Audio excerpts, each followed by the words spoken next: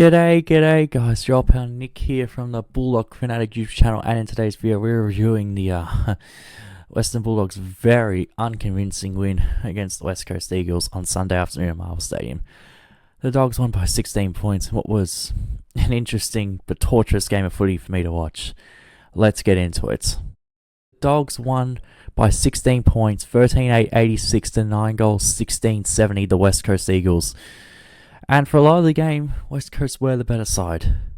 But due to good accuracy from us and just some individual brilliance from the likes of R18, Marcus Pelly, the Dogs got the job done in a game I don't really want to watch again.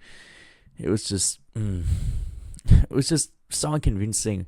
Right from the outset, we just didn't look switched on. But we found a way to get the job done, and that's all that matters. Bank the 4 points and move on. So we're currently 7th on the ladder, so albeit it wasn't pretty, at least we found a way to get the victory, and that's commendable, I guess. I mean, it's better than what happened 3 years ago when we lost to the Eagles in humiliating fashion in 2023, so I guess that's something. It just seems like a theme in 2026 that we're making things very difficult for ourselves, and just the way we started just didn't look great. Yeah, I know we were leading 4 goals to 2 a quarter time, but that was mainly due to accuracy, good accuracy on our end. We just weren't playing well. West Coast were tackling better. The pressure ratings from the Eagles was way higher than us. It's just, we were making really annoying mistakes. Just West Coast didn't happen to punish them on the scoreboard, as they probably should have. It's just, it just lacked. It seemed like the boys lacked desire in those first 3 quarters, especially. It's just like they weren't really switched on. They thought it was just going to be a nice Sunday stroll. It felt like. Maybe they weren't ready for the pressure West Coast were going to bring. I'm not sure. It was just really bizarre. And I just had a feeling it would be like that, unfortunately, heading into the game. When we've gotten wins in the last, a couple of months, they haven't been easy. We've had to really work and scrap hard for it. And Sunday was no exception against the Eagles. But a big reason we won the game was due to some individual brilliance from amazing players we have, and one of those players is Aaron Norton, the astronaut. He's been quiet the last few games, but man, he stood up when we absolutely needed to. He had 14 disposals, 6 marks, and 5 goals won.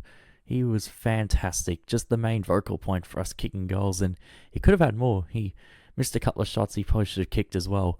So it could have been an even bigger day, but still nonetheless an awesome day for the astronaut, Aaron Norton. He's kicked 40 goals for the year now, and he was just taking big marks and kicking huge shots when we needed him to. The service from the midfield once again was a bit iffy at times, but it got better as the game went on. But yeah, Aaron Norton, huge from him, especially those 2 goals in the last quarter when the game was still on a knife's edge. And he kicked 2 massive goals in the last quarter, both from set shots, mind you, which we all know he's not the greatest set shot, even though he has improved the last couple of years. So, yeah, Aaron Norton, a big reason why we won this game, and it's nice to see him kick a bag of goals. And of course, I cannot talk about Sunday's game without the man, the myth, the GOAT, known as Marcus Pelly. He carried us again. He carried us for the gazillionth time, it feels like. He had 25 disposals, 8 tackles, 12 clearances, and 2 huge goals, both in the 3rd quarter. They both came 2 in a row. So yeah, for context, Willem Dursman just kicked an amazing goal out of the centre bounce to put the Eagles up by 14 points about halfway through the 3rd. And I really thought, shit, we're actually going to lose this. That was when it probably really clicked in for the first time that we might actually lose this game. Oh, and then Bont. Just 2 goals within a couple of minutes. One from one step inside the centre square, on the tip of the centre square, from like 60 metres out. Whew, what a bomb that was. And then one from a very good stoppage, and then 2 minutes later, a very nice goal on his left from a stoppage. It was all right there, all across the field from the Bont there. It was just... That kind of changed the momentum. We never really looked back from there. Well, we still weren't playing great, but we maintained the lead for the majority of the game after Bond kicked those 2 goals. We needed the captain to stand up, and boy, did he stand up. The funny thing is, he only had 3 disposals in that 3rd quarter, but 2 of them were snags, so I guess that's good. That's good use for low disposal count in that quarter from Bont. But yeah, nonetheless, he got 10 coaches' votes, so he was voted the best player on the ground by both coaches, and I wholeheartedly agree. Unfortunately, the game has come with a huge consequence. Bailey Dale, who was one of the best players on the ground for us with his good drive and carry run from half back and, kicking darts into the centre square or kicking darts inside 50. Unfortunately, he is out for the next 5 weeks now due to, with 3 minutes to go in the game, he got tackled quite hard onto the ground and he came off, and I thought it was just a stinger, I thought, it wasn't anything too serious. Maybe they were just being cautious. But clearly something wasn't right in his shoulder, and it came out that he's got a shoulder fracture in his left arm. He doesn't need surgery on it, but he's out for the next 5 weeks. So an absolute disaster there, because he is an All-Australian halfback, one of the best halfbacks in the league, and no one can really replace him at the club. Like, we have a lot of halfbacks, but none as good as Bailey Dale, of course. So it's not ideal, and it's just really frustrating considering there's only a few minutes left to go in the game.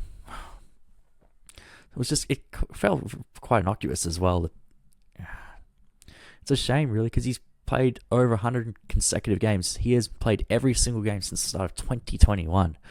So it's going to be weird not seeing Bailey Dale play for the next month, and it's hopefully doesn't hurt us too much, but I have a funny feeling it will. Bevo made some moves that I actually quite liked. Riley West went into the midfield and he had 20 plus disposals and a bunch of clearances. I thought the move of Riley West into the midfield after he came back into the side this week was actually a really good idea. Just get him, around the footy and just create a different dynamic in the midfield, considering there was no Riley Sanders. So I actually didn't mind the move of Riley West into the midfield. I thought he was actually quite effective, And he has a good kick to him as well. He's got that dog in him, as you know. He's got that bloody Bulldog DNA in him. So it was nice to see Riley West play some midfield, and I would like to persist with it, not going to lie. Just it creates a different dynamic in the midfield. And also, Rory Lobb had to play ruck. I thought he actually did a pretty serviceable job. He actually got quite a lot of the footy. He kicked a goal, got quite a few clearances. Yes, Bailey J. Williams for the West Coast Eagles, probably won the hit-out battle. But Rory Lobb was very serviceable. He was a good presence in there. And look, ideally, would I want him in ruck the whole for the rest of the year? No. But he did a very, very fine job, in my opinion. So it's better than probably playing some of the... Clearly, Bevo thought playing Rory Lobb in the ruck was better than playing some of the other ruckmen that are currently playing in the VFL. And honestly, probably a good decision in the end. We only scored the 86 points. Now, 86 is nothing low by any means, but against the West Coast Eagles, a 16th place side, I was hoping to score more than that. And Aaron Norton did have to carry the forward line quite a bit. So there wasn't a whole lot of diversity. Yeah, Jordan Croft kicked one, Artie Jones kicked one. But not really many of the other forwards played well. It was mainly a lot of them. It was the midfielders kicking goals as well. It's just, we are struggling to score, man. Just our methods going inside 450 are atrocious.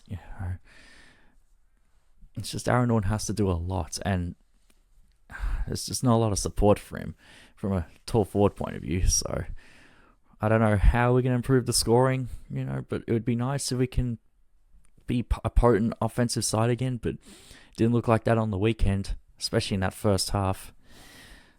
Oh well, we'll see what happens. Let's just hope we can defensively improve, because right now we can't score super well at the moment. So right now, we are currently not a contender. I even argue, are we even a good side right now?